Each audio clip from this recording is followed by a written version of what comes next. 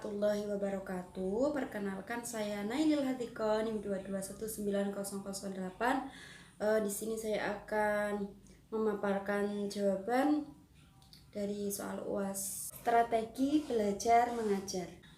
Saya akan memilih soal pertama, yaitu menjelaskan mengenai strategi pembelajaran.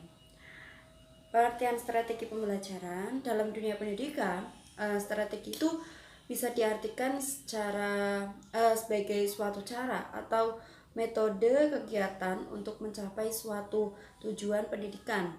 Jadi definisi strategi pembelajaran ini bisa diartikan sebagai sebuah perencanaan yang berisi tentang rangkaian kegiatan yang didesain untuk mencapai tujuan-tujuan pendidikan tertentu. Strategi pembelajaran itu di dalamnya mencakup pendekatan, model, metode, dan teknik pembelajaran secara spesifik. Strategi pembelajaran itu memiliki beberapa kegunaan dan manfaat, di antaranya yaitu siswa terpenuhi kebutuhannya mengenai belajar bagaimana cara berpikir yang lebih baik.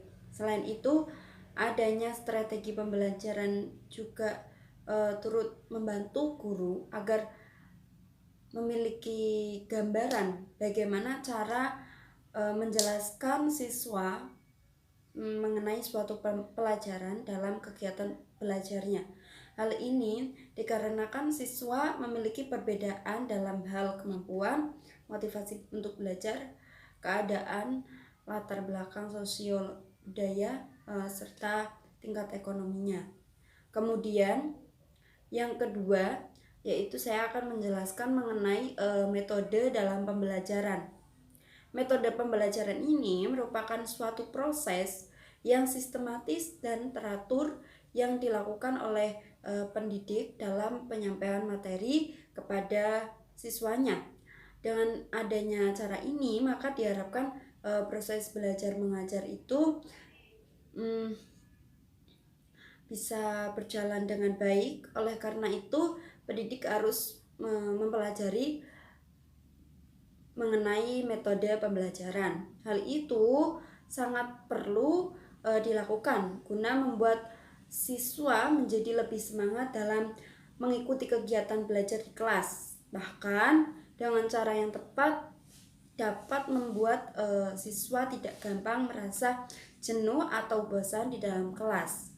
Faktor-faktor yang harus diperhatikan oleh guru dalam memilih metode pembelajaran yaitu pertama, tujuan yang akan dicapai, kemudian keadaan siswanya bagaimana, terus bahan pengajarannya itu akan menggunakan apa, kemudian situasi belajar mengajarnya itu bagaimana, fasilitas yang tersedia itu apa saja, dan serta kelebihan dan kekurangan dari tiap metode yang akan digunakan.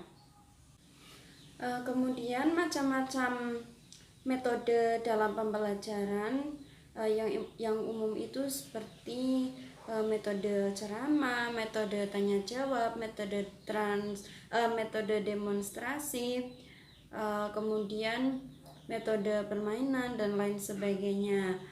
Kemudian yang khusus untuk metode pembelajaran bahasa Arab itu diantaranya ada metode langsung, metode membaca, metode audiolingual, metode komunikatif, metode elektik, dan metode qawaid dan tarjamah. Yang mana metode-metode tadi itu bisa guru pilih sesuai dengan ketentuan atau faktor-faktor yang sudah saya jelaskan tadi. Ada banyak manfaat yang bisa dirasakan ketika seorang pendidik itu mempunyai atau menggunakan metode pembelajaran yang sistematis dalam proses belajar mengajar. Sebenarnya antara model pembelajaran dengan metode pembelajaran itu memiliki pengertian yang sama, namun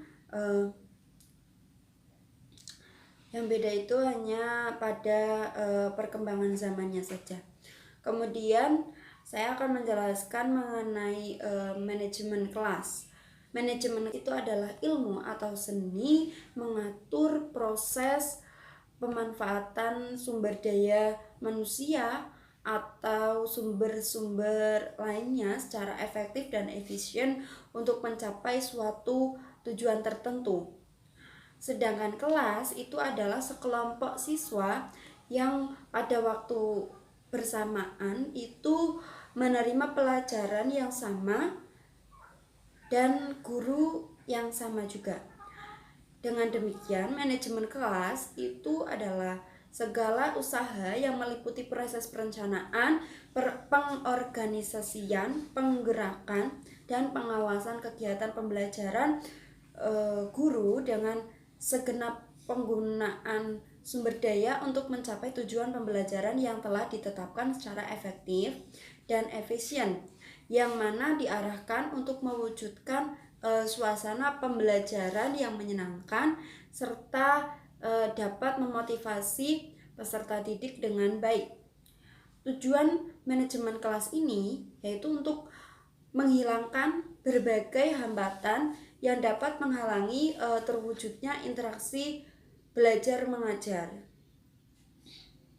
Yang mana masalah seperti ini masih banyak kita temukan dalam suatu kelas karena beda-bedanya karakter dari masing-masing siswa yang mana dituntut untuk dapat mencapai tujuan bersama, sehingga sangat diperlukannya manajemen kelas yang baik. Kemudian tujuan yang lainnya itu menyediakan dan mengatur fasilitas serta perabot belajar yang mendukung dan memungkinkan siswa belajar sesuai dengan lingkungan sosial, emosional, dan intelektual siswa dalam kelas, serta membina dan membimbing sesuai dengan latar belakang sosial, ekonomi, budaya, serta sifat individunya.